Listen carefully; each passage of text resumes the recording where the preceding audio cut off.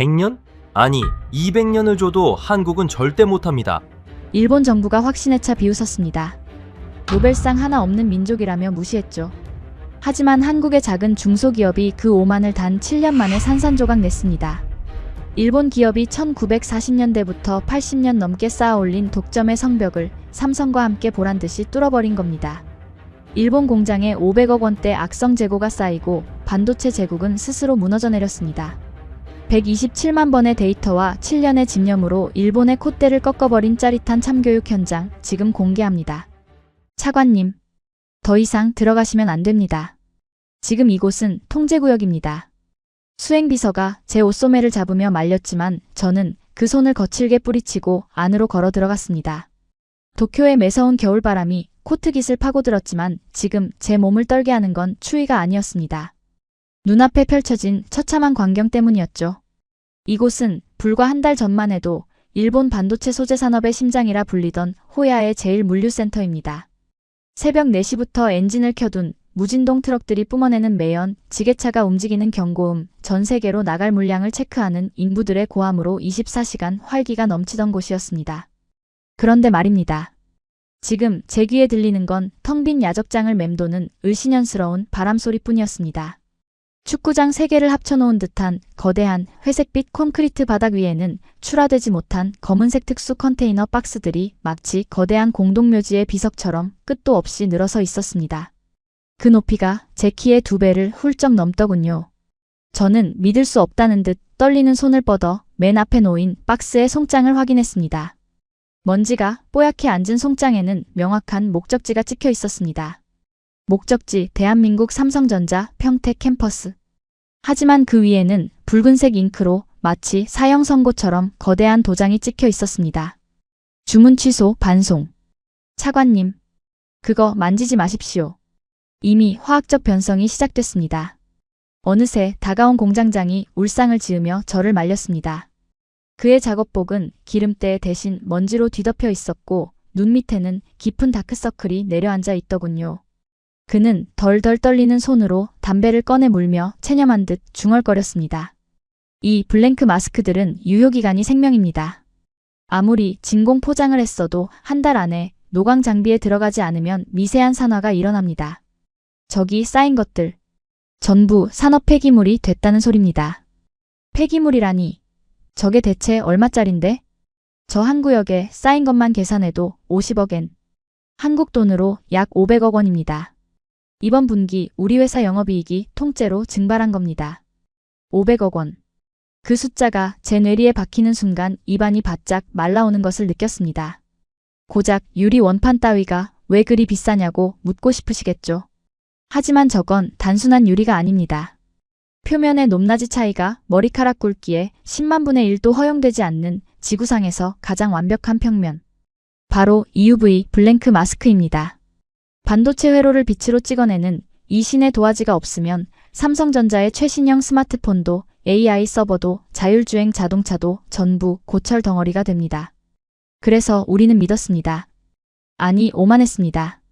삼성이 우리에게 목줄이 잡혀 있다고 생각했으니까요. 저는 폐기물 더미 앞에 서서 멍하니 하늘을 올려다보았습니다. 오늘따라 도쿄의 하늘은 유난히 차갑고 시리더군요. 하지만 제 기억 속 불과 한 달 전의 공기는 정반대였습니다. 그날 가슴이 가세키 간청가의 대회의실은 숨이 막힐 듯 뜨거웠습니다. 히터 때문이 아니었습니다. 그곳을 가득 채우고 있던 우리의 근거 없는 자신감이 뿜어내는 열기 때문이었죠. 당시 저는 내각의 실세들과 마주 앉아 지금 이 사태를 예견하기는커녕 비웃고 있었습니다. 테이블 위에는 안건 한국 반도체 소재 국산화 동향 및 대응 전략 대외비라는 보고서가 놓여 있었지만 아무도 그 종이를 진지하게 들여다보지 않았습니다. 장관님 그리고 위원님들, 상황이 심상치 않습니다. 그때 저는 나름 비장했습니다. 마른 침을 삼키며 이렇게 보고했었죠. 최근 첩보에 따르면 한국 대구에 위치한 SNS텍이라는 기업의 움직임이 수상합니다. 지난 2020년 삼성전자가 이례적으로 659억 원을 지분 투자한 이후 연구 인력이 3배로 늘었습니다. 혹시라도 그들이 EUV 마스크 국산화에 성공한다면? 잠깐 구로다 차관. 제 말을 자른 건 테이블 상석에 앉아있던 수석 보좌관이었습니다. 그는 최고급 옥로차를 홀짝이며 마치 철없는 아이의 투정을 듣는 듯한 표정으로 피식 웃더군요.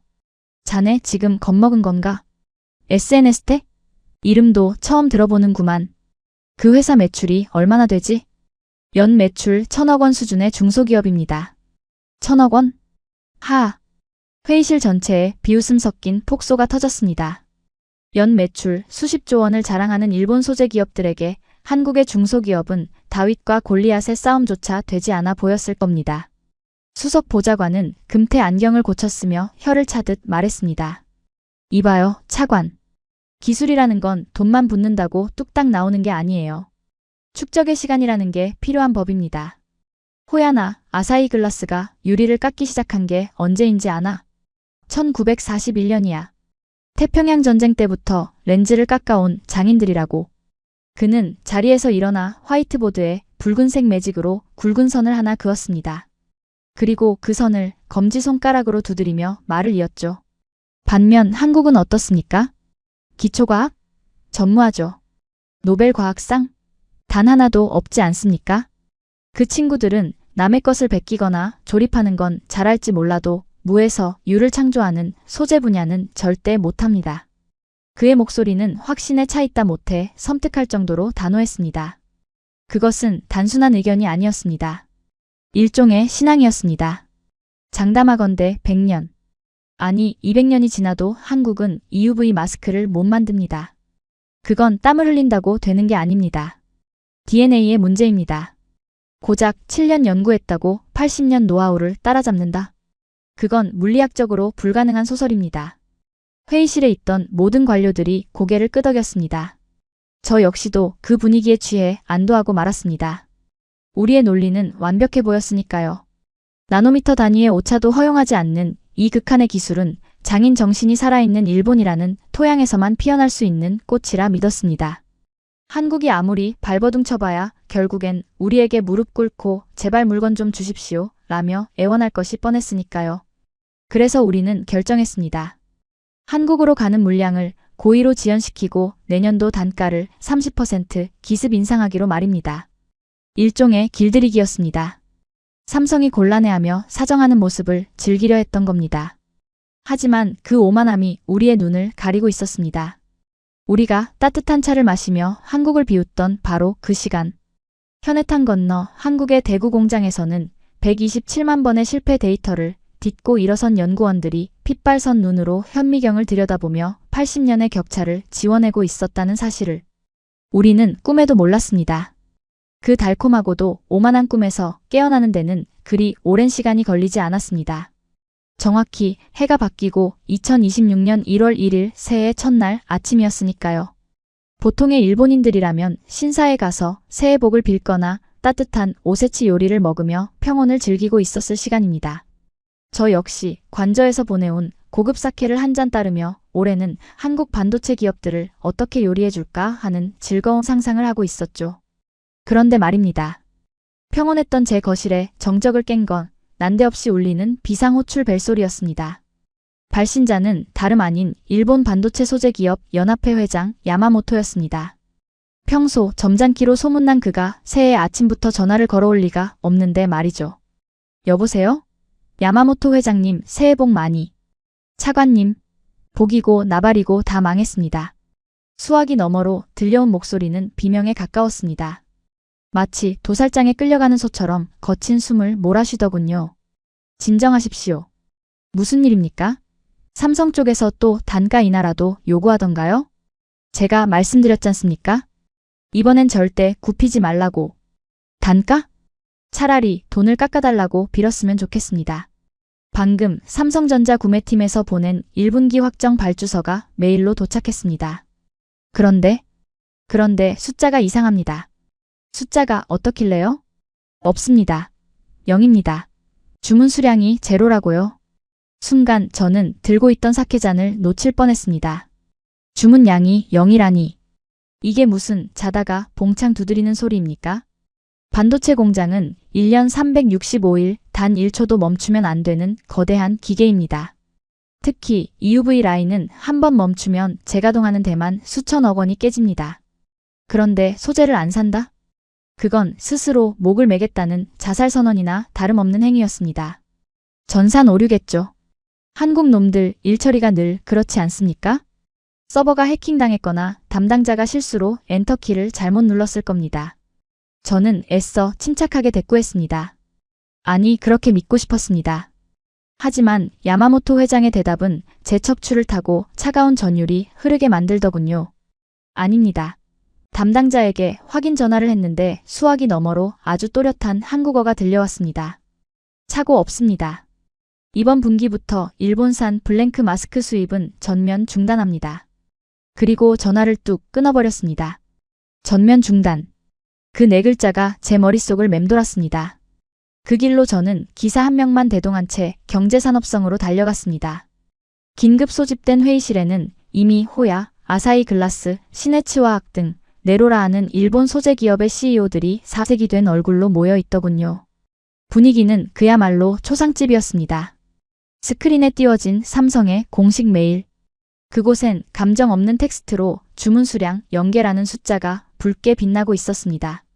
구로다 차관. 정부가 책임지시오. 한국 길들인답시고 가격 올리라고 부추길 땐 언제고 이제 와서 팔로가 막히면 우리 보고 죽으란 소리요? 호야의 매출 40%가 삼성입니다. 당장 주가가 15% 폭락하고 있어요. 점잖던 CEO들이 넥타이를 풀어헤치고 책상을 치며 고함을 질렀습니다. 그들의 눈빛에서 애국심 따위는 찾아볼 수 없었습니다. 오직 생존에 대한 공포, 돈을 잃을지도 모른다는 탐욕스러운 두려움만이 가득 차 있었죠. 저는 그들의 추태를 보며 묘한 역겨움을 느꼈습니다. 동시에 오기가 생기더군요. 감히 일본 정부의 전략에 토를 달아? 저는 단상을 주먹으로 쾅 내리치며 일갈했습니다. 모두 조용히 하십시오. 다들 일본 제국의 기업가들 맞습니까? 고작 삼성의 블러핑에 놀아나서 정부를 공격해요? 좌중이 찬물을 끼얹은 듯 조용해지자 저는 화이트보드에 그래프를 그리며 설명을 이어갔습니다. 제 목소리엔 다시금 거만한 확신이 깃들기 시작했습니다. 잘 들으십시오. 이건 삼성의 전형적인 벼랑 끝 전술입니다. 우리를 겁줘서 가격 협상력을 높이려는 수작이라고요. 상식적으로 생각해봅시다. 현재 전 세계에서 고순도 EUV 마스크를 양산할 수 있는 곳이 어디입니까? 우리 일본뿐입니다. 점유율이 99%란 말입니다. 하지만 한국이 국산화에 성공했다는 소문이 그 SNS 택인가 뭔가 하는 중소기업 말입니까? 웃기지도 않는군요. 제가 지난달에 말씀드렸죠? 그 기술은 80년이 걸리는 기술입니다. 7년 만에 성공? 그건 물리적으로 불가능합니다. 삼성이 믿는 구석은 없습니다. 그냥 배짱을 부리는 겁니다. 저는 CEO들을 하나하나 노려보며 쐐기를 박았습니다.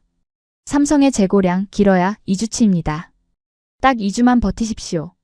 그러면 이재용 회장이 직접 도쿄로 날아와서 무릎 꿇고 물건 좀 달라고 사정할 겁니다. 그때 가격을 2배로 아니 3배로 불러도 늦지 않습니다. 알겠습니까? 제 호통에 CEO들은 찜찜한 표정으로 입을 다물었습니다. 그들도 제 말이 맞기를 간절히 바랬겠죠. 아니, 맞아야만 했습니다. 대안이 없었으니까요. 그렇게 우리는 운명의 2주를 기다리기 시작했습니다. 마치 시한폭탄의 타이머를 바라보는 심정으로 하루하루를 보냈습니다. 1일차 삼성은 조용했습니다. 3일차 여전히 연락이 없었습니다. 7일차가 되자 슬슬 제 등 뒤로 식은땀이 흐르기 시작하더군요. 보통 이쯤 되면 삼성 구매팀장에게서 차관님 지난번 가격 인상안 다시 논의하시죠 라며 은근슬쩍 꼬리를 내리는 전화가 와야 정상입니다. 하지만 제 전화기는 고장난 것처럼 침묵했습니다. 반면 증권가 모니터는 비명을 지르고 있었죠. 속보, 외국인 투자자, 일본 소재 기업, 대거 매도. 호야 주가, 연일, 신저가 갱신. 그리고 약속했던 2주가 지난 1월 15일. 제 집무실 문을 박차고 들어온 건 울고 있는 야마모토 회장이 아닌 창백하게 질린 제 정보 비서관이었습니다. 차관님, 무언가 잘못되었습니다. 삼성에서 연락 왔나? 항복하겠대? 아닙니다.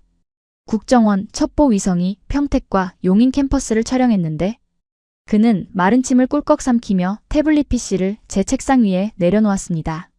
저는 떨리는 손으로 화면을 확대했습니다. 제 예상대로라면 소재가 떨어진 삼성의 공장은 멈춰 있어야 했습니다. 굴뚝에선 연기가 멈추고 트럭들은 멈춰 서 있어야 했죠. 하지만 화면 속 평택 공장은 마치 보란듯이 불야성을 이루고 있었습니다. 적외선 카메라에 잡힌 공장의 열기는 시뻘겋게 달아올라 있었고 생산 라인의 가동률을 나타내는 지표는 100% 전체 운영을 가리키고 있었습니다. 이게 어떻게? 더 놀라운 건 물류 트럭들의 동선입니다. 비서관이 지도를 넘기자 붉은색 선들이 거미줄처럼 이어져 있었습니다. 그 선들의 시작점은 일본의 나리타 공항이나 오사카 항구가 아니었습니다. 바로 대한민국 대구. 그 이름도 생소했던 SNS텍의 공장에서 출발한 트럭들이 마치 군사 작전처럼 삼성 반도체 기지로 끊임없이 물량을 쏟아붓고 있었습니다. 순간 머릿속에서 뚝 하고 무언가 끊어지는 소리가 들렸습니다. 다카이치 총리가 200년은 불가능하다고 했던 그 기술. 우리가 DNA가 다르다며 조롱했던 그 기술. 그것이 지금 실시간으로 우리 눈앞에서 돌아가고 있는 겁니다. 오류야. 이건 정보 오류다. 저는 자리에서 벌떡 일어났습니다. 의자가 뒤로 넘어가며 요란한 소리를 냈지만 신경 쓸 겨를이 없었습니다. 인정할 수 없었습니다. 아니, 인정하는 순간 일본의 반도체 소재 산업은 끝장이라는 공포가 저를 잠식했습니다. 내 눈으로 직접 봐야겠어. 저 트럭 안에 든 게 진짜 EUV 마스크인지 아니면 삼성이 우릴 속이려고 빈 상자를 나르는 건지. 내가 가서 그 껍데기를 벗겨내야겠어. 차관님, 지금 한국으로 가시겠다는 겁니까? 기자들이 깔려 있습니다. 비행기 띄워. 당장. 저는 옷걸이에 걸린 코트를 거칠게 낚아챘습니다. 이때까지만 해도 저는 일말의 희망을 품고 있었습니다. 삼성이 제3국을 통해 우리 제품을 몰래 우회 수입했거나 아니면 정말로 빈 박스로 연극을 하고 있을 거라고 말이죠. 7년 만에 성공했다는 건 제 엘리트 인생의 모든 데이터를 부정하는 일이었으니까요. 하지만 하네다 공항으로 향하는 차 안에서 저는 손끝이 파르르 떨리는 것을 멈출 수 없었습니다. 창밖으로 보이는 도쿄의 풍경이 왠지 모르게 저물어가는 제국의 마지막 모습처럼 느껴졌기 때문입니다. 그렇게 저는 제 인생에서 가장 잔인한 진실을 마주하기 위해 한국행 비행기에 몸을 실었습니다. 도쿄 하네다 공항을 이륙한 지 불과 2시간. 저는 대한민국 땅을 밟았습니다. 비행 내내 저는 불안한 다리를 떨며 자기 최면을 걸었습니다. 이건 쇼다. 이건 삼성이 연출한 거대한 연극이다. 라고 말이죠. 제가 상상한 한국의 중소기업 풍경은 뻔했습니다. 기름때 묻은 작업복을 입은 직원들이 담배를 피우며 잡담이나 나누고 낡은 기계가 굉음을 내며 돌아가는 그런 영세한 동네 공장 수준일 거라고 확신했습니다. 80년 역사의 호야도 수백 명의 박사들이 달라붙어 먼지 한 톨과 싸우는데 고작 7년 된 회사가 오죽하겠습니까? 저는 렌터카를 빌려 대구로 향했습니다. 운전대를 잡은 제 정보원은 잔뜩 긴장한 표정이더군요. 차관님, 정말 직접 가보시게요? 저쪽 보안이 장난이 아닙니다. 시끄러워. 보안? 허풍이겠지. 보여주기식으로 경비원 몇 명 세워놨을 거야. 내 눈으로 그 엉성한 실체를 확인해야 직성이 풀리겠어. 하지만 고속도로를 빠져나와 대구 성서산업단지로 진입하는 순간 제 입가에 머물던 비웃음은 조금씩 굳어지기 시작했습니다. 도로가 너무 깨끗했습니다. 단순히 청소가 잘 되었다는 뜻이 아닙니다. 반도체 정밀 기기를 실은 무진동 항온 항습 트럭들이 지나다니는 길목은 노면의 미세한 굴곡조차 허용하지 않도록 특수 아스팔트로 매끄럽게 포장되어 있었으니까요. 저기입니다, 차관님. 정보원이 가리킨 곳을 본 순간 저는 반사적으로 차를 세우라고 비명을 지를 뻔했습니다. 그곳엔 제가 상상했던 낡은 공장은 없었습니다. 대신 마치 요새처럼 견고하게 지어진 거대한 화이트 박스가 위압적으로 서 있었습니다. 건물 외벽에는 그 어떤 화려한 장식도 없었습니다. 오직 SNS테크라는 간결한 로고만이 은색으로 빛나고 있었죠. 하지만 전문가인 제 눈은 속일 수 없었습니다. 건물 전체를 감싸고 있는 미세한 공기 순환 파이프, 집안의 진동을 흡수하기 위해 설계된 면진 구조, 그리고 창문 하나 없이 밀폐된 클린룸의 위용. 그건 전 세계 어디에 내놔도 손색 없는, 아니 일본의 최신 공장보다 더 진보된 형태의 하이엔드 팹이었습니다. 건물을 그럴싸하게 지어놨군. 거칠애 하나는 인정해주지. 저는 애써 침을 뱉듯 깎아내렸습니다. 하지만 속은 비었을 거야. 저런 건물을 짓는 건 돈만 있으면 개나 소나 해. 문제는 그 안에서 돌아가는 공정이라고. 우리는 공장이 내려다 보이는 언덕길 갓길에 차를 세우고 잠복을 시작했습니다. 저는 망원경을 꺼내 들었습니다. 제 목표는 하나였습니다. 공장에서 나오는 트럭. 그 트럭에 실린 물건이 진짜인지 가짜인지 혹은 트럭 기사들의 표정에서 당황함이나 어설픔을 찾아내는 것이었죠. 그런데 말입니다. 망원경 렌즈 너머로 보이는 풍경은 제 예상과 달라도 너무 달랐습니다. 그곳은 마치 무성 영화의 한 장면 같았습니다. 수십 대의 트럭이 드나드는데도 경적 소리 한 번 들리지 않았습니다. 검은색 제복을 입은 보안 요원들은 잡담은커녕 미동도 하지 않고 차량의 하부까지 검색하고 있더군요. 그리고 출하장 도크가 열릴 때마다 방진복을 입은 작업자들이 나와 EUV 포드를 싣는데 그들의 손놀림은 기계처럼 정확하고 절도 있었습니다. 뭐야? 왜 저렇게 조용해? 보통의 현장이라면 고함도 오가고 실수해서 물건을 떨어뜨리기도 하고 담배 피우며 낄낄거리는 모습이 보여야 인간적이지 않습니까? 하지만 저들은 달랐습니다. 마치 수술실에 들어가는 의사들처럼 혹은 폭탄을 해체하는 특수부대원처럼 지독할 정도로 차분하고 냉정했습니다. 그 기이한 침묵이 저를 더 불안하게 만들었습니다. 참다 못한 저는 차문을 열고 나갔습니다. 마침 공장 밖으로 나오는 트럭 한 대가 신호 대기 때문에 멈춰 서 있더군요. 저는 선글라스를 고쳐 쓰고 길을 묻는 척하며 트럭 기사에게 다가갔습니다. 가까이서 그들의 반응을 떠볼 생각이었습니다. 똑똑. 창문을 두드리자 50대 중반쯤 되어 보이는 기사가 창문을 윙 내렸습니다. 그는 껌을 씹거나 라디오를 듣고 있지도 않았습니다. 그저 계기판의 온도 습도 게이지를 체크하고 있었죠. 실례합니다. 길 좀 여쭤보려고요. 여기 뭐 하는 공장입니까? 무슨 비밀 군사 기지처럼 경비가 삼엄하네요. 저는 일부러 어수룩한 일본인 관광객 흉내를 냈습니다. 보통이라면 여기 반도체 만드는데요. 대단하죠? 하며 으스대거나 보안 때문에 당황해서 얼버무려야 정상입니다. 하지만 기사는 저를 쳐다보지도 않고 시선을 정면에 고정한 채 무미건조한 목소리로 딱 한마디를 던지더군요. 비키이소. 바쁨니 더워. 네. 지금 트럭 안의 온도 0.1도라도 바뀌면 안 됨니 더워. 아저씨랑 노가리 깔 시간 없으니까 저기 가서 경비원한테 물어보이소. 그는 미련 없이 창문을 올려버렸습니다. 그리고 신호가 바뀌자마자 육중한 트럭을 몰고 미끄러지듯 사라져버렸습니다. 매연도 소음도 없이 사라지는 그 뒷모습을 보며 저는 멍하니 도로 위에 서 있었습니다. 화가 치밀어 오르더군요. 감히 대일본 제국의 차관인 나를 무시해? 저런 배운 것 없는 트럭 기사 따위가? 하지만 그 분노 뒤편에는 인정하기 싫은 공포가 스멀스멀 피어오르고 있었습니다. 저 기사의 태도. 그건 단순히 불친절한 게 아니었습니다. 자신이 싣고 있는 물건이 얼마나 중요한지, 자신이 지금 어떤 전쟁의 최전선에 있는지 정확히 알고 있는 사람만이 가질 수 있는 전문가의 오라였습니다. 허세를 부릴 필요도 과장할 필요도 없는 진짜들만의 자신감. 아니야. 속지 마. 저것도 다 교육받은 걸 거야. 저는 고개를 세차게 저으며 다시 차에 탔습니다. 심장이 불규칙하게 뛰기 시작했습니다. 단순한 쇼라고 치부하기엔 저들의 시스템은 너무나 완벽하게 돌아가고 있었습니다. 차관님, 방금 들어온 정보입니다. 운전석의 정보원이 태블릿 PC를 내밀었습니다. 이 공장. 전기 사용량을 해킹해봤는데요. 지난달 대비 300% 급증했습니다. 단순히 불만 켜놓은 게 아닙니다. 장비가, 노광 장비와 검사 장비가 풀가동되고 있다는 증거입니다. 닥쳐. 그딴 데이터 필요 없어. 저는 태블릿을 밀쳐내며 소리쳤습니다. 전기세? 돈으로 냈겠지. 삼성이 돈 대주면 전기 낭비하는 건 일도 아니야. 내 눈으로 그 제품을 보기 전까진 아무것도 안 믿어. 저는 손톱을 물어뜯으며 창밖을 노려보았습니다. 저 견고한 성벽 안에서 도대체 무슨 일이 벌어지고 있는 걸까요? 정말 그들이 신의 영역이라 불리는 EUV 기술을 완성한 걸까요?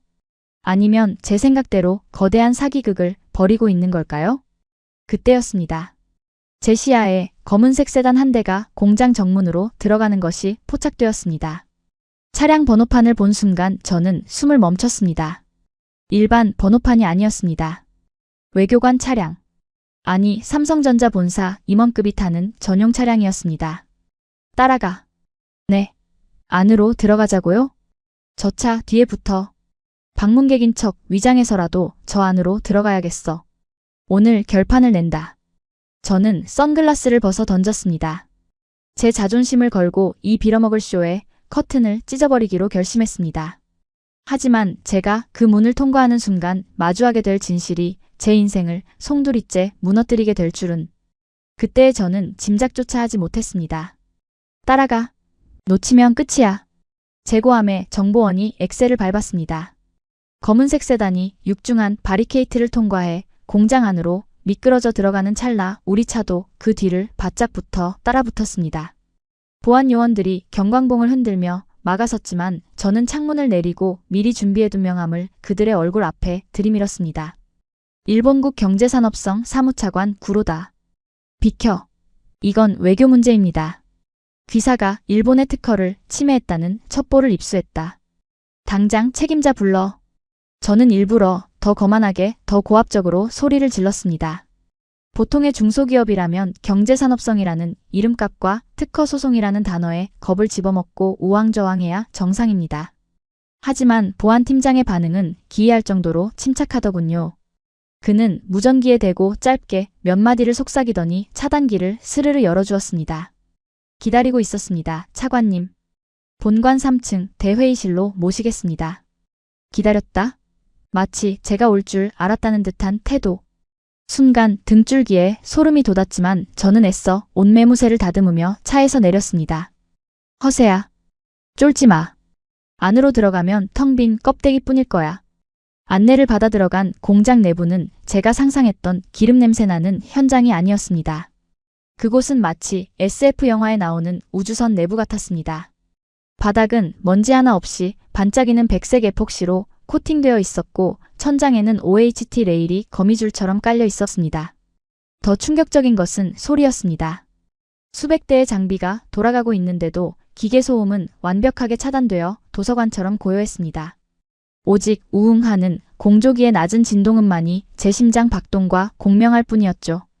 3층 대회의실 문이 열리자 통유리 너머로 팩토리 라인이 한눈에 내려다 보이는 자리에 두 남자가 앉아 있었습니다.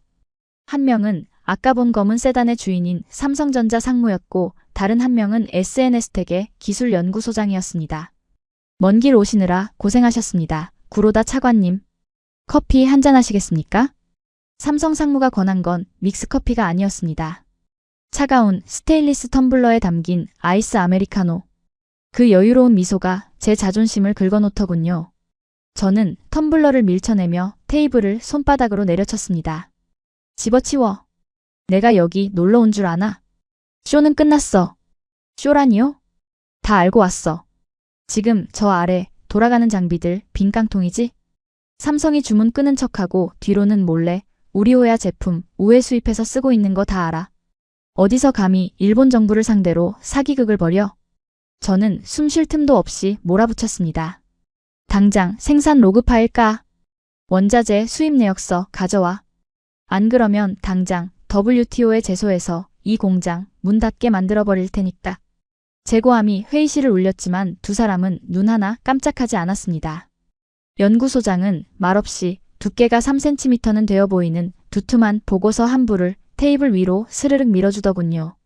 표지에는 기밀 EUV 블랭크 마스크 품질 인증 최종 보고서라고 적혀 있었습니다. 최종 품질 인증 보고서.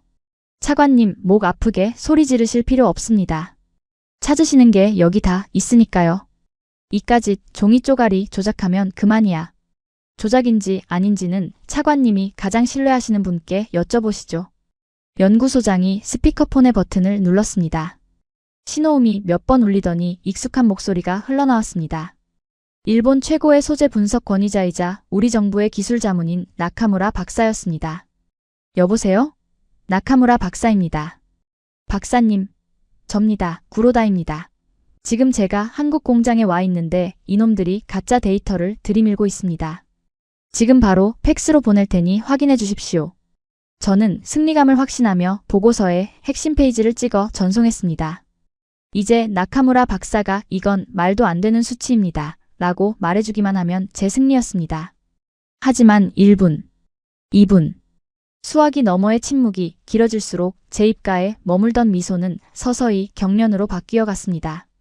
박사님, 왜 말이 없으십니까? 가짜죠? 그렇죠? 차관님, 나카무라 박사의 목소리가 가늘게 떨리고 있었습니다.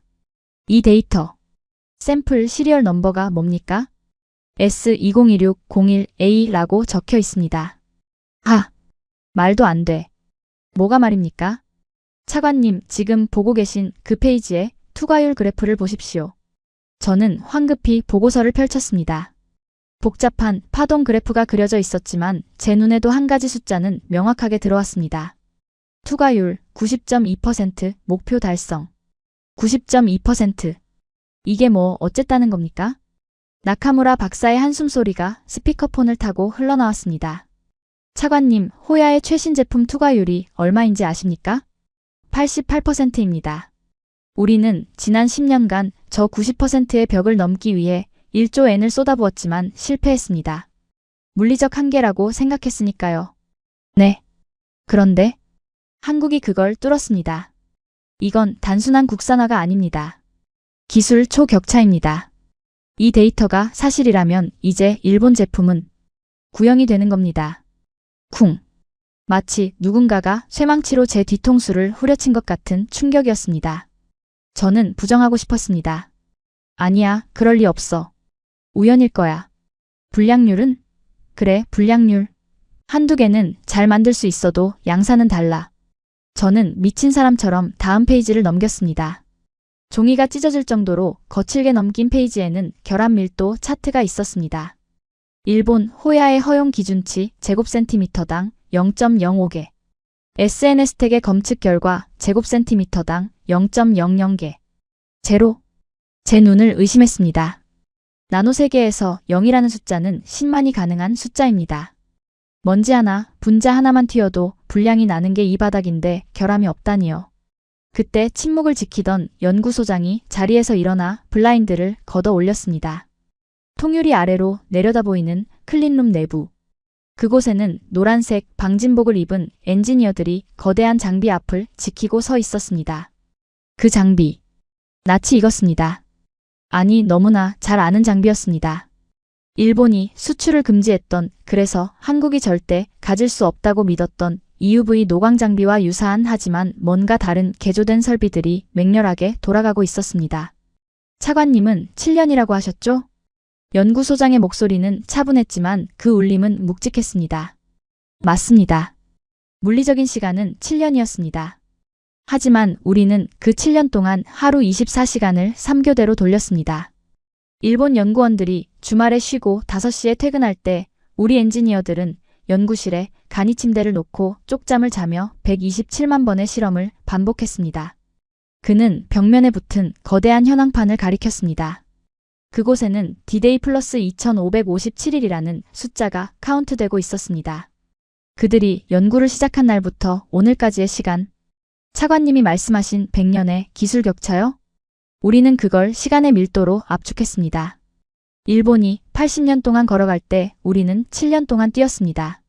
숨이 턱 끝까지 차오르고 피를 토할 때까지 뛰었습니다. 삼성 상무가 쐐기를 박았습니다. 그리고 그 결과가 이겁니다. 차관님, 우리는 더 이상 일본의 눈치를 보며 재고를 구걸할 필요가 없습니다.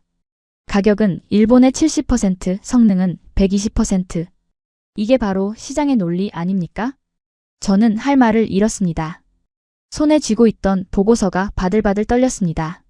반박하고 싶었습니다. 너희는 안 돼, 너희는 하청이야 라고 소리치고 싶었습니다. 하지만 제 눈앞에 놓인 건 감정이 섞이지 않은 차가운 숫자들 뿐이었습니다. 투과율 90%, 결함 0, 가격 70%. 이것은 단순한 숫자가 아니었습니다. 일본이라는 반도체 소재 제국의 관뚜껑에 박히는 못과 같은 숫자였습니다. 현기증이 일었습니다. 저는 테이블을 짚고 비틀거렸습니다. 나카무라 박사의 비명 같은 목소리가 스피커폰에서 계속 흘러나오고 있었지만 제 귀에는 웅웅거리는 이명처럼 들릴 뿐이었습니다. 우리가 졌다. 그 오만했던 확신이 무너져 내리는 소리가 들리는 듯 했습니다. 하지만 이게 끝이 아니었습니다. 진짜 지옥은 이 공장 밖에서, 아니 전 세계에서 동시다발적으로 일본을 향해 입을 벌리고 있었습니다. 그때 제 주머니 속 스마트폰이 미친 듯이 진동하기 시작했습니다. 발신자는 도쿄의 비서실장. 받고 싶지 않았습니다. 받으면 정말 끝일 것 같았으니까요. 하지만 떨리는 손가락은 저도 모르게 통화 버튼을 누르고 있었습니다. 차관님, 큰일 났습니다. 또 뭐야? 라피더스가. 일본 반도체 연합이. 수화기 너머의 목소리는 공포에 질려 있었습니다. 제가 한국 공장에서 넋을 잃고 있는 사이 일본 본토에서는 더 끔찍한 재앙이 시작되고 있었던 겁니다. 라피더스가. 뭐? 다시 말해봐. 제 목소리는 이미 사람의 것이 아니었습니다. 마치 목이 졸린 짐승의 쉰소리처럼 갈라져 나왔으니까요. 수화기 너머의 비서실장은 울먹이고 있었습니다. 아니, 정확히 말하면 공포에 질려 과호흡을 일으키고 있었습니다. 홋카이도 공장. 시제품 웨이퍼 1000장이 전량 폐기됐습니다. 수율이 0%입니다. 차관님, 단순한 불량이 아닙니다. 장비 세팅 자체가 잘못됐다고 합니다. 장비 세팅? 그게 무슨 소리야? 거기엔 IBM과 벨기에 IMEC에서 파견된 세계 최고의 박사들이 있잖아. 그 박사들이 어제부로 전원 철수했습니다. 철수? 왜? 일본 측 엔지니어들이 기초적인 영어조차 안 되고 최신 노광 장비를 다룰 줄 아는 인력이 단 한 명도 없어서 협업이 불가능하다며 위약금을 물고 떠나버렸습니다. 라피더스는 지금 빈 껍데기입니다. 털썩. 제 손에서 스마트폰이 미끄러져 바닥으로 떨어졌습니다. 액정이 산산조각 나는 소리가 대회의실의 정막을 찢어놓았지만 저는 그것을 주울 생각조차 하지 못했습니다. 라피더스. 그것은 일본 반도체 부활의 마지막 희망이었습니다. 도요타, 소니, 키옥시아 등 일본을 대표하는 8개 대기업이 돈을 쏟아붓고 정부가 5조 엔의 보조금을 태워 만든 꿈의 연합이었죠. 우리는 호언장담했습니다. 한국의 삼성과 대만의 TSMC를 2027년까지 따라잡겠다고. 그래서 삼성이 우리 소재를 안 사가도 라피더스만 성공하면 우리끼리 생태계를 만들 수 있다고 믿었습니다. 그런데 그 꿈이 고작 사람이 없어서 박살났다는 겁니다. 장비는 돈으로 살 수 있었지만 그것을 돌릴 숙련된 엔지니어는 돈으로 살 수 없었던 것입니다. 일본의 젊은이들은 힘든 제조업을 기피하고 늙은 장인들은 은퇴해버린 현실. 그 처참한 민낯이 가장 중요한 순간에 터져버린 것이죠. 차관님 괜찮으십니까? 맞은편에 앉아있던 삼성전자 상무가 제 발치에 떨어진 깨진 폰을 주워 테이블 위에 올려주더군요. 그의 눈빛. 저는 그 눈빛을 평생 잊지 못할 겁니다. 그건 분노도 조롱도 아니었습니다. 그것은 강자가 약자를 내려다볼 때나 생기는 지독하게 잔인한 연민이었습니다. 일본의 상황. 대충 짐작이 갑니다. 라피더스 힘들 거라 예상했습니다. 당신들이 뭘 알아? 우리 일본의 저력을 무시하지 마. 저는 악을 썼지만 이미 제 목소리엔 힘이 빠져 있었습니다. 삼성 상무는 덤덤하게 하지만 뼈아픈 한마디를 던졌습니다. 무시한 게 아닙니다. 분석한 겁니다. 차관님, 반도체는 기계가 만드는 게 아닙니다. 사람이 만듭니다. 한국의 엔지니어들이 밤을 새울 때 일본은 워라밸과 매뉴얼만 따지고 있지 않았습니까? 7년의 격차는 기술이 아니라 그 절박함의 차이에서 온 겁니다. 그때 옆에 있던 SNS텍 연구소장이 리모컨을 들어 벽면의 대형 스크린 화면을 전환했습니다. 차관님, 아까 진짜 비밀을 보고 싶다고 하셨죠? 삼성이 우리 물건을 쓰는 건 빙산의 일각입니다. 진짜 차관님이 보셔야 할 공포는 바로 이겁니다. 화면이 바뀌자 전 세계 지도가 펼쳐졌습니다. 그리고 각 대륙에서 대구의 SNS텍 공장을 향해 뻗어나오는 수십 개의 화살표들이 실시간으로 반짝이고 있었습니다. 실시간 수주 현황. 저는 그 화살표들의 시작점을 보고 경악을 금치 못했습니다. 대한민국의 삼성전자와 SK하이닉스는 당연했습니다. 그런데 그 옆에 찍힌 로고들. 미국의 인텔, 마이크론. 그리고 일본의 우방이라 믿었던 대만의 TSMC까지. 이게 뭡니까? TSMC가 왜 여기에? 어제부로 계약 체결했습니다. 연구소장이 계약서 스캔본을 띄웠습니다. 대만의 TSMC조차 일본산 소재를 거부했습니다. 이유는 간단합니다. 일본은 정치적 리스크가 너무 크다. 언제 또 수출 규제를 할지 모르는 나라의 물건을 어떻게 믿고 쓰겠습니까? 반면 한국은 품질은 더 좋은데 정치를 개입시키지 않죠. 그래서 그들은 우리를 선택했습니다. 그는 지도에서 일본 열도를 가리켰습니다. 전 세계가 빛나는 화살표로 연결되어 분주하게 돌아가고 있는데 오직 일본만이 칠흑 같은 어둠 속에 잠겨 있었습니다. 단 하나의 화살표도 일본을 향하지 않았고 일본에서 나오는 화살표도 없었습니다. 일본 고립됨. 그제야 저는 뼛속까지 시려오는 공포를 느꼈습니다. 이건 단순한 패배가 아니었습니다. 왕따였습니다. 글로벌 반도체 공급망이라는 거대한 파티장에서 일본이라는 나라는 초대장도 받지 못한 채 문 밖으로 쫓겨난 신세가 된 겁니다. 저는 머리를 감싸 쥐었습니다. 숨이 쉬어지지 않았습니다. 우리가 한국을 고립시키려 했는데 갇힌 건 우리였습니다. 우리가 한국을 죽이려 던진 칼이 부메랑이 되어 우리의 심장에 꽂힌 겁니다. 돌아가야 해. 총리님께 알려야 해. 저는 비틀거리는 몸을 일으켰습니다. 지금이라도 다카이치 총리에게 이 사실을 보고하고 한국에 사과해서라도 소재 공급망을 유지해야 합니다. 자존심이고 뭐고 나라가 망하게 생겼는데 그게 무슨 소용입니까? 저는 깨진 액정 사이로 피가 배어나오는 손가락을 눌러 관저 핫라인으로 전화를 걸었습니다. 신호음이 길게 울렸습니다. 제발 받아라. 제발. 달칵. 총리님.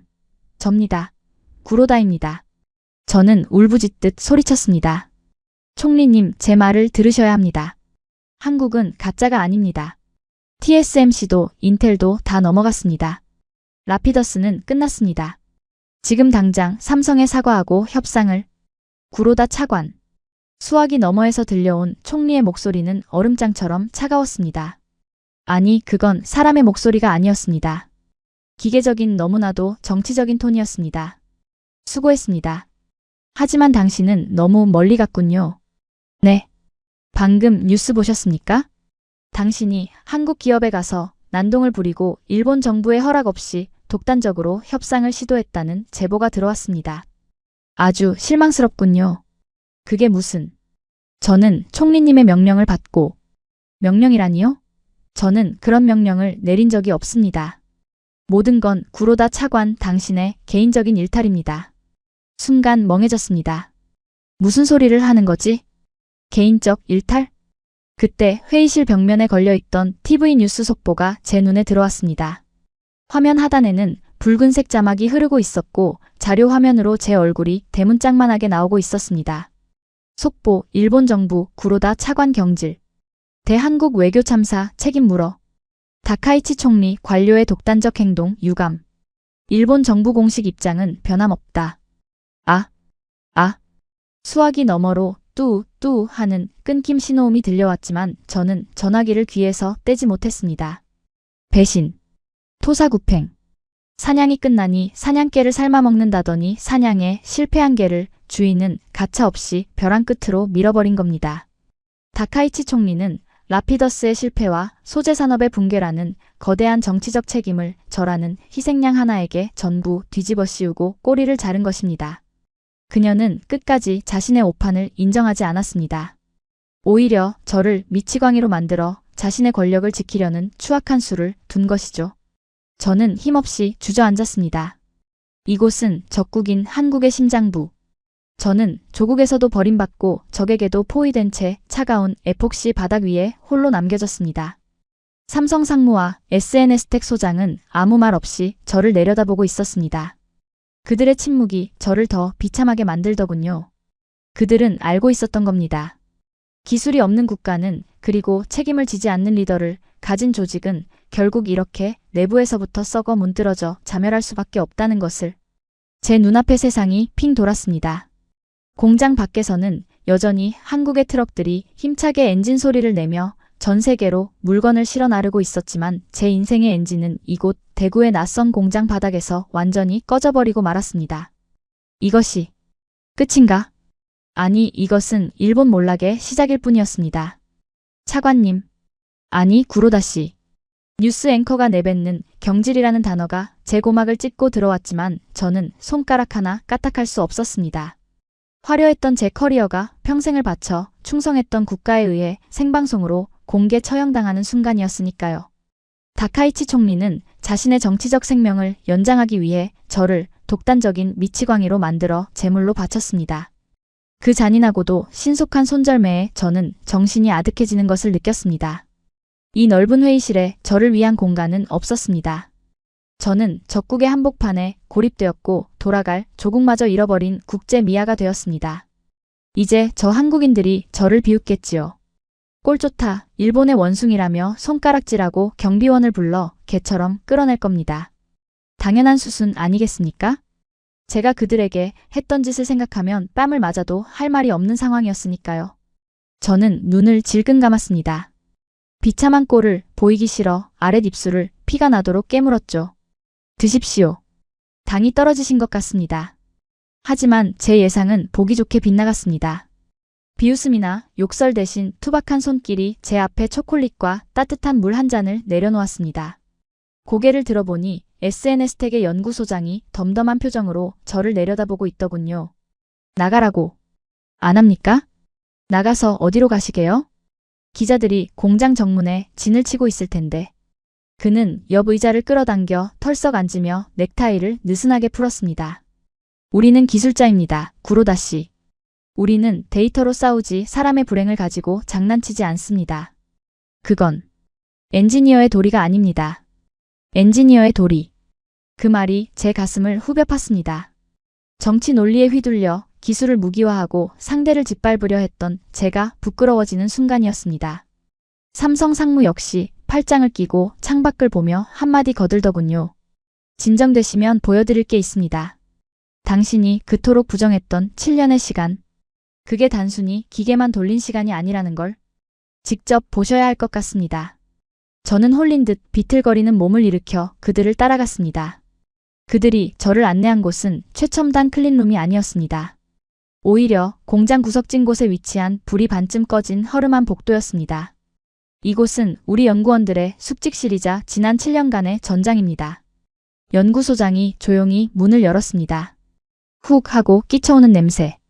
그것은 땀 냄새와 컵라면 냄새 그리고 오래된 종이 냄새가 뒤섞인 지독하게도 인간적인 냄새였습니다. 방 안의 풍경은 충격적이었습니다. 최첨단 기업의 휴게실이라기엔 너무나 초라했습니다.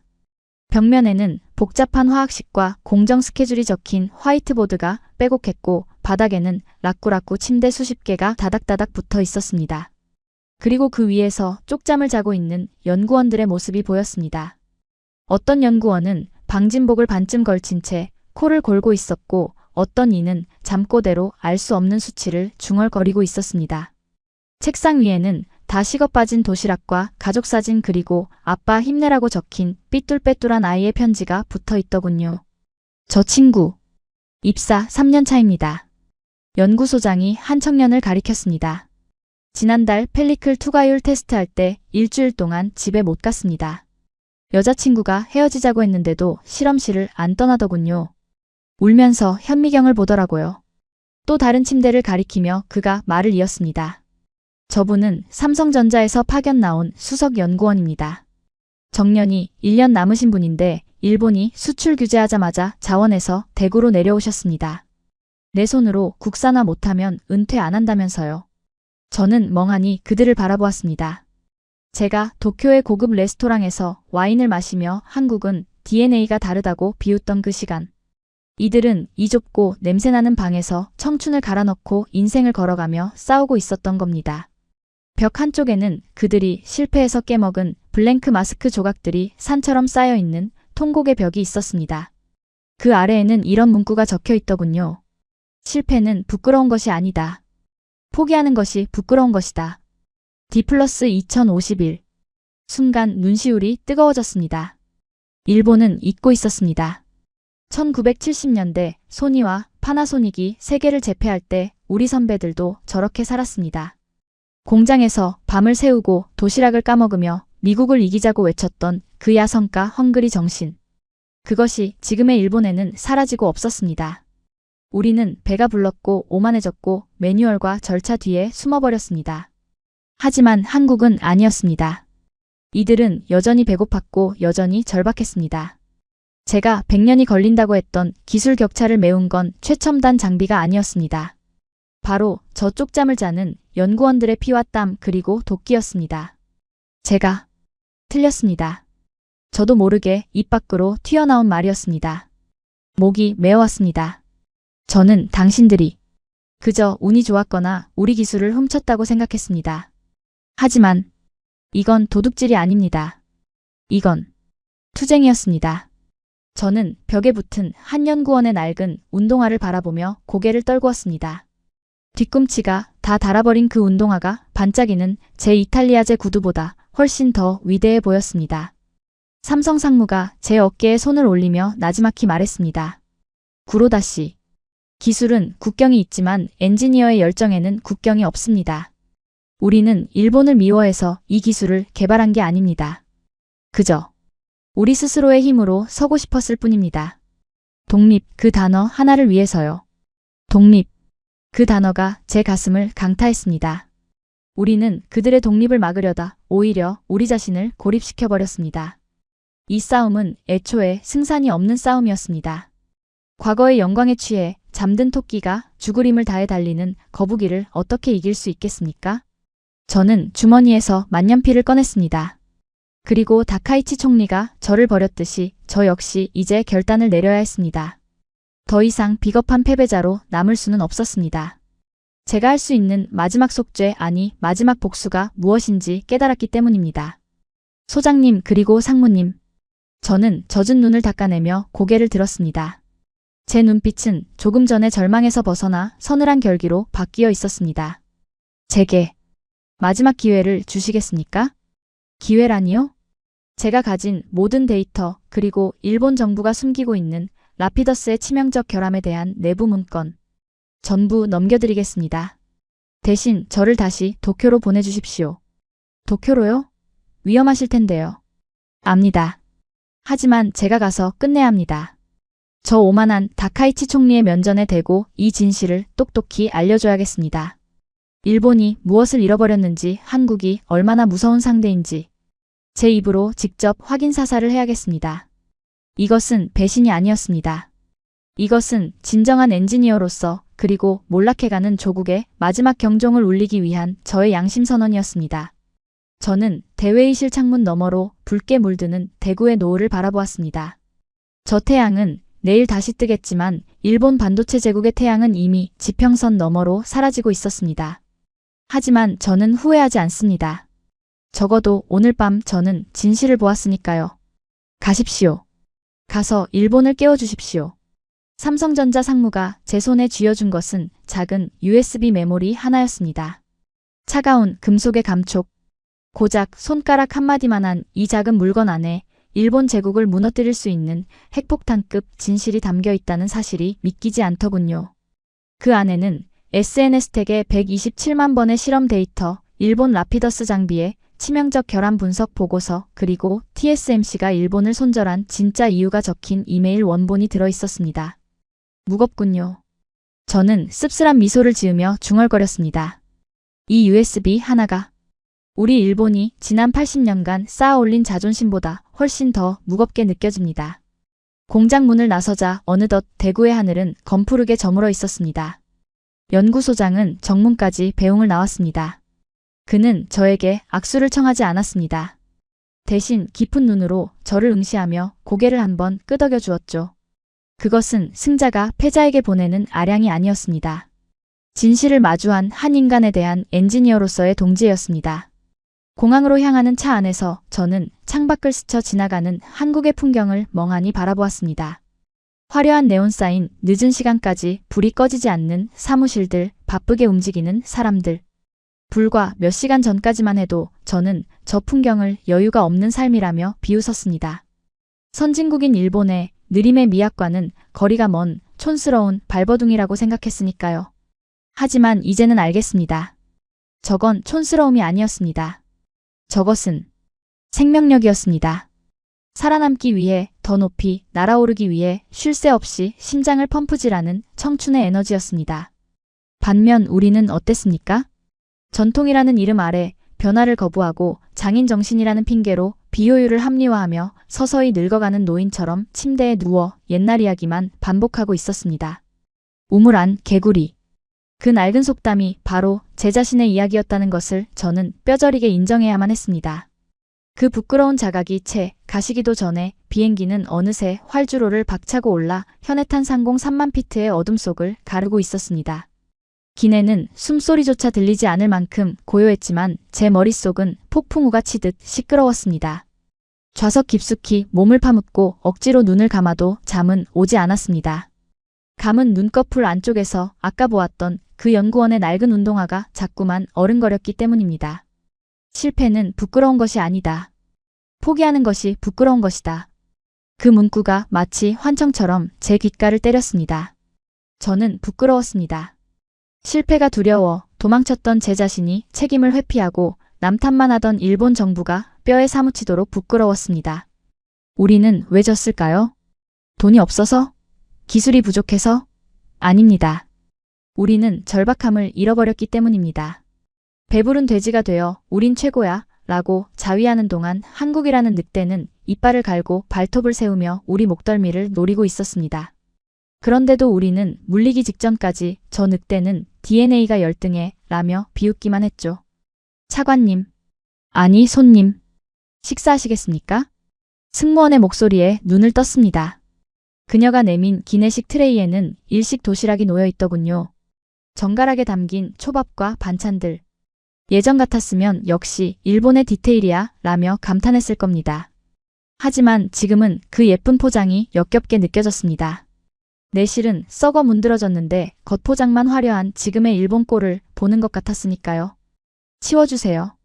입맛이 없습니다. 저는 고개를 돌려 창밖을 보았습니다. 발 아래로 시커먼 현해탄 바다가 흐르고 있었습니다. 저 바다를 건너면 이제 저는 매국노가 됩니다. 경질된 차관 주제에 적국에 가서 머리를 조아리고 조국의 치부를 드러내는 내부 고발자. 내일 아침이면 우익 단체들이 제 집 앞에 몰려와 확성기를 틀어댈 것이고 동료 관료들은 저를 향해 침을 뱉을 겁니다. 두려우냐고요? 솔직히 말씀드리면 손이 떨릴 만큼 두렵습니다. 사회적 매장. 일본 사회에서 배신자 낙인이 찍힌다는 게 어떤 의미인지 저는 누구보다 잘 알고 있습니다. 다시는 재기할 수 없을 겁니다. 제 가족들도 손가락질을 받겠죠. 하지만 말입니다. 더 두려운 것이 있습니다.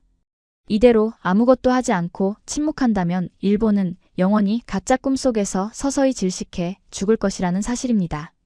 누군가는 깨워야 합니다. 비록 그 방법이 조국의 심장에 칼을 꽂는 것처럼 아플지라도 그 고름을 짜내지 않으면 새살은 돋지 않을 테니까요. 주머니 속에 USB를 꽉 쥐었습니다.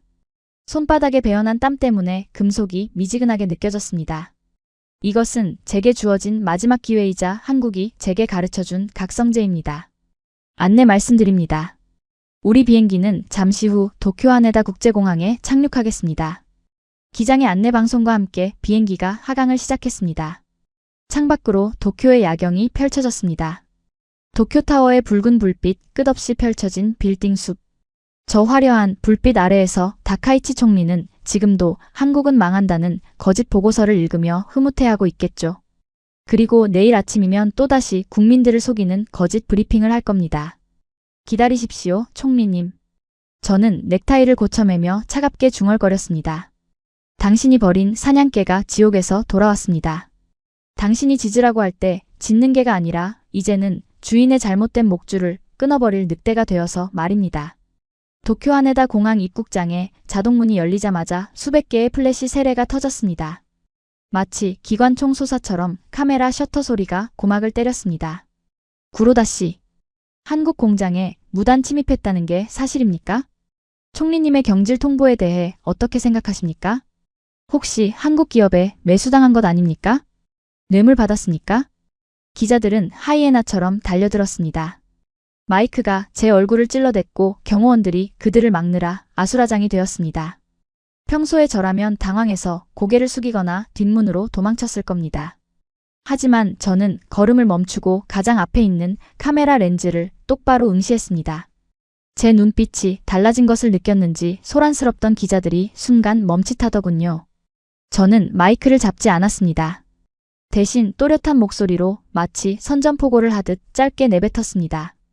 저는 도망치지 않았습니다. 그리고 매수당하지도 않았습니다. 좌중이 조용해지자 저는 품 안에서 USB를 꺼내 높이 들었습니다. 플래시 빛을 받아 번쩍이는 그 작은 메모리를 보며 기자들이 웅성거리기 시작했습니다. 제가 가져온 것은 뇌물이 아니라 우리 일본이 외면하고 싶었던 불편한 진실입니다. 그게 무슨 소리입니까? 그 안에 뭐가 들어있습니까? 내일 아침 총리 관저에서 직접 밝히겠습니다. 일본 반도체가 왜 죽었는지 그리고 누가 죽였는지 모든 증거가 이 안에 있습니다. 저는 그 말을 남기고 멍하니 서 있는 기자들을 해치며 당당하게 걸어나갔습니다. 등 뒤에서 저거 미친 거 아니야? 라는 수근거림이 들려왔지만 상관없었습니다. 미친 건 제가 아니라 망해가는 나라를 붙잡고 우린 건재하다고 자위하는 저들이었으니까요. 공항 밖으로 나오니 차가운 겨울비가 내리고 있었습니다. 비에 젖은 아스팔트 냄새가 아까 맡았던 한국 연구원들의 땀 냄새와 묘하게 겹쳐졌습니다. 저는 택시에 올라탔습니다. 목적지는 집이 아니었습니다. 기사님, 가슴이 가세키. 총리 관저로 갑시다. 이 시간에요? 손님, 지금 가면 문 닫았을 텐데요. 상관없습니다. 밤새 문 앞에서 기다릴 거니까. 택시가 빗속을 뚫고 달리기 시작했습니다. 차창에 비친 제 얼굴은 헬쑥했지만 눈빛만은 그 어느 때보다 형형하게 빛나고 있었습니다. 이제 더 이상 물러설 곳은 없습니다. 제 인생의 모든 것을 건 마지막 도박. 아니, 이것은 도박이 아니었습니다. 이미 결과가 정해진 팩트에 의한 심판이었습니다.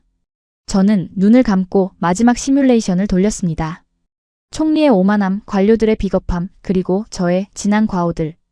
이 모든 것을 내일 아침 저 태양이 떠오르는 순간 전부 불태워버릴 것입니다. 이것이 제가 조국에 할 수 있는 마지막 애국이니까요. 택시가 비에 젖은 아스팔트를 미끄러지듯 달려 가슴이 가세키의 거대한 철문 앞에 멈춰 섰습니다. 미터기의 요금이 올라가는 소리만이 정적을 채우고 있었죠. 저는 깊은 숨을 한 번 들이마시고 차 문을 열었습니다. 밤새 내리던 차가운 겨울비는 어느덧 그쳐 있었고 빌딩 숲 사이로 핏빛처럼 붉은 아침 해가 떠오르고 있었습니다. 그 붉은 빛이 마치 거대한 제국의 마지막을 알리는 낙조처럼 느껴져 가슴이 서늘해지더군요. 멈추시오. 여기는 통제구역입니다. 경찰 기동 대원들이 곤봉을 들고 제 앞을 가로막았습니다. 평소 같았으면 차관 신분증을 보여주며 통과했을 곳이지만 지금의 저는 해임된 반역자일 뿐이었습니다. 하지만 저는 물러서지 않았습니다. 오히려 코트 안주머니에서 대구공항에서부터 생중계되었던 그 문제의 USB를 꺼내 머리 위로 높이 치켜들었습니다. 비키시오. 나는 구로다다. 총리에게 전할 국가 생존에 관한 보고서를 가지고 왔다. 그때였습니다. 새벽부터 냄새를 맡고 몰려든 외신 기자들과 방송사 중계차들이 저를 발견하고는 성남 파도처럼 밀려들었습니다. 플래시 세례가 기관총 솟아처럼 터지며 새벽의 어둠을 찢어놓았습니다. 카메라 렌즈들이 제 얼굴을 향해 주민하는 것을 느끼며 저는 경비대장의 눈을 똑바로 응시했습니다. 들리나? 전 세계가 보고 있다. 지금 나를 막으면 일본 정부는 진실을 은폐했다는 오명까지 쓰게 될 것이다. 경비대장은 당황한 듯 무전기에 대고 고함을 질러대더니 이내 창백해진 얼굴로 바리케이트를 열어주었습니다. 총리 관저로서도 생중계되는 상황에서 저를 강제로 끌어내는 그림을 만들 수는 없었을 테니까요. 그렇게 저는 제 발로 걸어 들어갔습니다. 저를 키워준 그리고 저를 버린 일본 권력의 심장부로 말입니다. 안내를 받아 들어간 총리 집무실은 숨소리조차 들리지 않을 만큼 고요했습니다. 높은 천장과 화려한 샹들리에 그리고 벽에 걸린 역대 총리들의 초상화가 주는 위압감. 그 중앙에 다카이치 사나의 총리가 서 있었습니다. 그녀는 창가에 서서 등을 돌린 채 정원을 내려다보고 있더군요. 역광을 받아 검게 드리워진 그녀의 그림자가 마치 거대한 괴물처럼 바닥을 덮고 있었습니다. 밤새 밖에서 시위를 하셨더군요. 구로다 전 차관. 그녀가 천천히 몸을 돌렸습니다. 표정은 완벽하게 관리된 강철 가면을 쓰고 있었지만 찻잔을 쥔 손끝의 미세한 떨림까지 감추지는 못했습니다. 미치광이 흉내를 내며 언론 플레이를 하다니 실망입니다. 엘리트 관료였던 당신이 고작 한국 기업에 매수되어 조국의 칼을 꽂다니 국가기밀 유출죄와 여적죄로 체포될 각오는 되어 있겠죠? 체포하십시오. 상관없습니다. 저는 뚜벅뚜벅 걸어가 문제의 USB를 그녀의 앤티크 마호가니 책상 위에 탁 소리가 나도록 내려놓았습니다. 하지만 저를 체포하기 전에 이 안에 든 내용을 먼저 보셔야 할 겁니다. 이건 기밀이 아닙니다. 일본이라는 제국의 사망진단서입니다. 사망진단서? 허풍은 여전하군요. 그녀는 코웃음을 치며 책상 위의 호출벨을 누르려 했습니다. 경호원을 불러 저를 끌어내려는 속셈이었겠죠. 하지만 저는 그녀보다 빨랐습니다. 제가 미리 준비해온 태블릿 PC를 켜고 미러링 버튼을 눌러 집무실 벽면에 100인치 대형 스크린에 화면을 띄웠습니다. 보시죠. 당신이 그토록 무시했던 개미들의 반란을. 스크린에 뜬 첫 번째 화면은 대만 TSMC 본사에서 발송된 공문 원본이었습니다. 붉은색 탑시크릿 도장이 찍힌 그 문서를 보는 순간 총리의 눈동자가 흔들리기 시작했습니다. 이게 뭡니까? TSMC가 왜? 영어를 못 읽으시는 건 아니겠죠? 저는 더 이상 예의를 차리지 않았습니다. 차갑고 건조한 팩트의 칼날을 들이밀었습니다. 여기 적혀 있군요.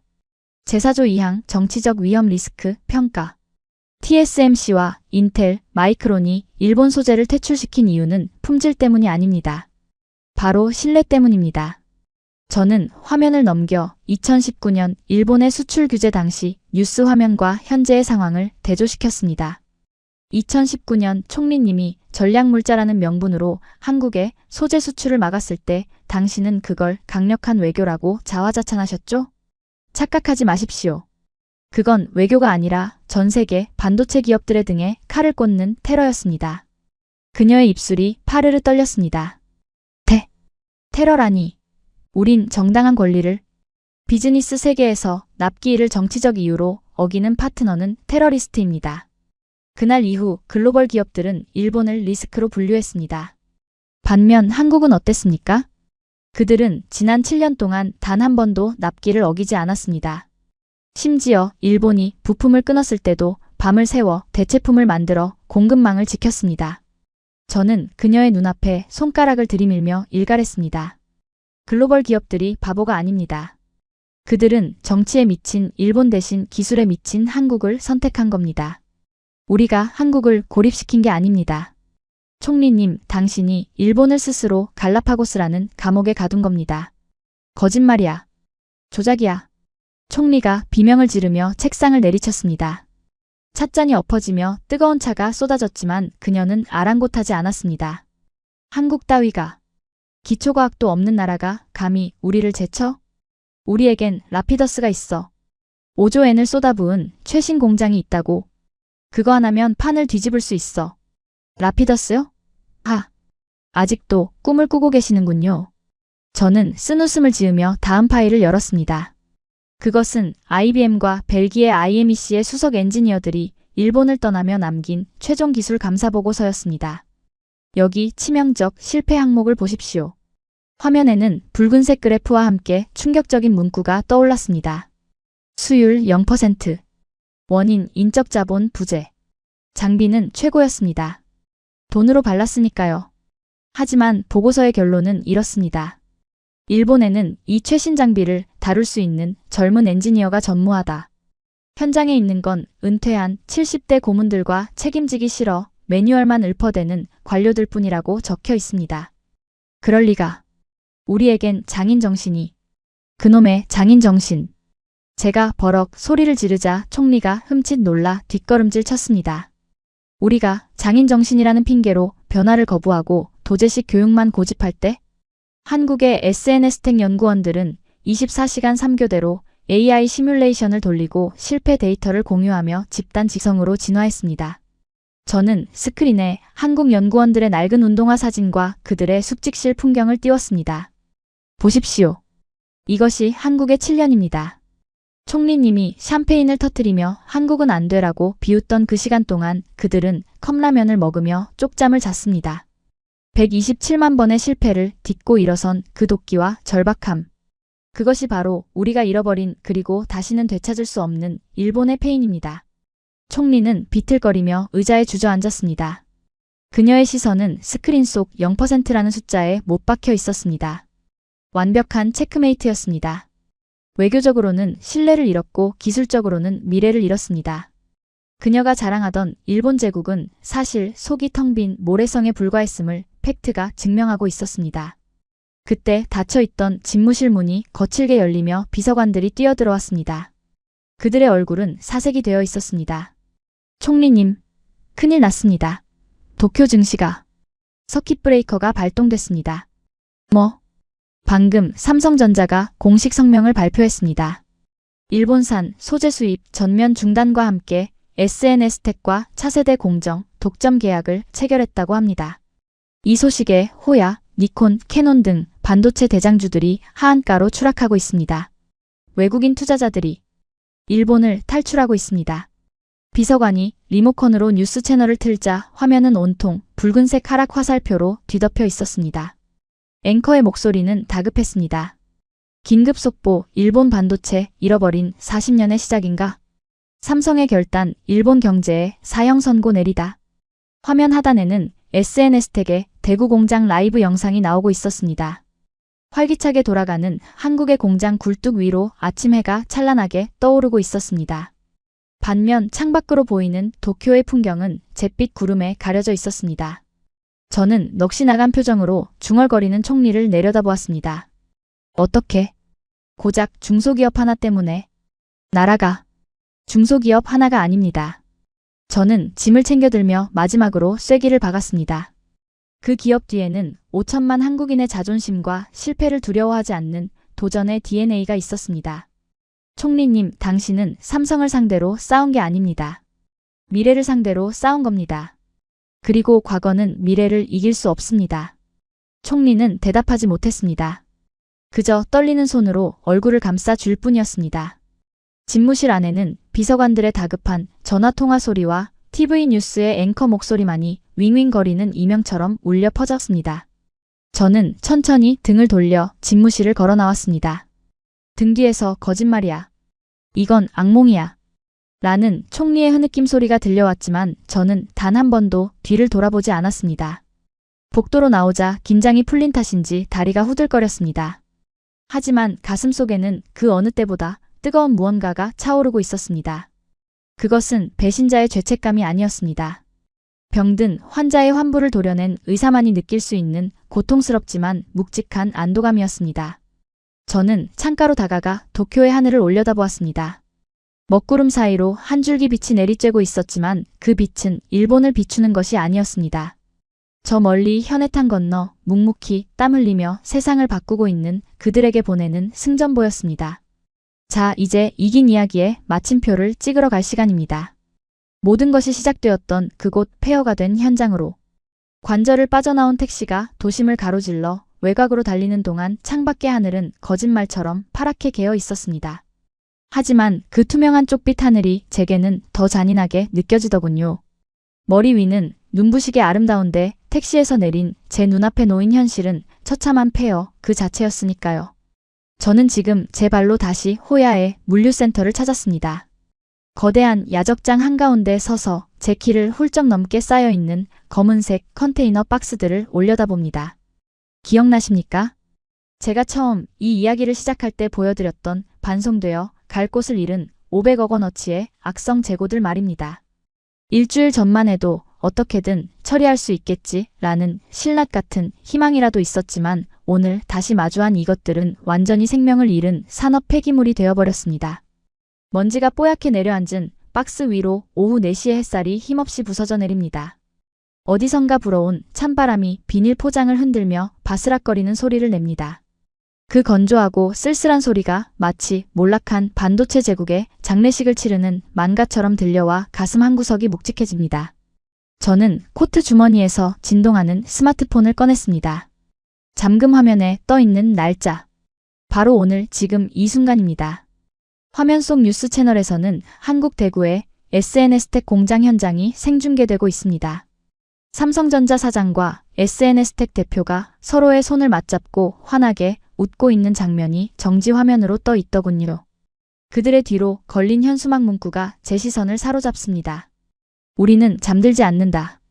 그 짧은 문장이 제 심장에 비수처럼 꽂힙니다. 우리는 80년이라는 찬란했던 과거의 영광에 취해 단잠을 잤고 그들은 7년이라는 시간 동안 눈을 부릅뜨고 밤을 지새웠습니다. 우리가 한국은 안 돼 라고 비웃으며 매뉴얼을 다듬고 있을 때 그들은 127만 번의 실패를 딛고 일어선 데이터를 무기 삼아 전장을 누볐습니다. 그 시간의 밀도 차이가 오늘 이 극명한 승패를 갈라놓은 것입니다.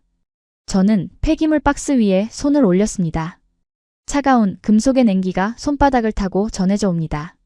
하지만 저는 이 차가움이 싫지 않습니다. 오히려 정신이 번쩍 들게 만드는 패배자가 마땅히 감당해야 할 현실의 온도니까요. 인정해야겠습니다. 한국은 위대한 스승이었습니다.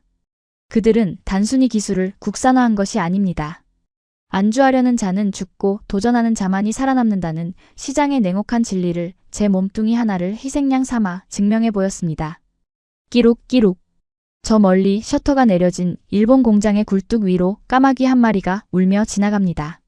반면 제 스마트폰 화면 속 현해탄 건너 한국의 연구실은 대낮처럼 불을 밝히고 있군요. 이 극명한 대비가 바로 오늘 2026년 1월 22일의 세계 지도입니다. 저는 마지막으로 깊은 숨을 들이마시고 텅 빈 공장을 빠져나갑니다. 제 발자국 소리가 텅 빈 야적장에 공허하게 울려 퍼집니다. 이제 저는 관료도 차관도 아닙니다. 그저 역사의 뒤안길로 사라지는 패전국의 목격자일 뿐입니다. 뒤를 돌아보지 않겠습니다. 이미 승부는 끝났고 제국은 무너졌으니까요. 7년. 그것은 오만한 제국이 무너지고 새로운 별이 떠오르는 데 필요한 충분한 시간이었습니다. 자, 오늘 이야기 어떠셨습니까? 일본이 80년을 자랑할 때 침묵 속에서 7년의 칼을 갈아버린 대한민국 기업들의 이야기. 이것은 소설이 아닙니다.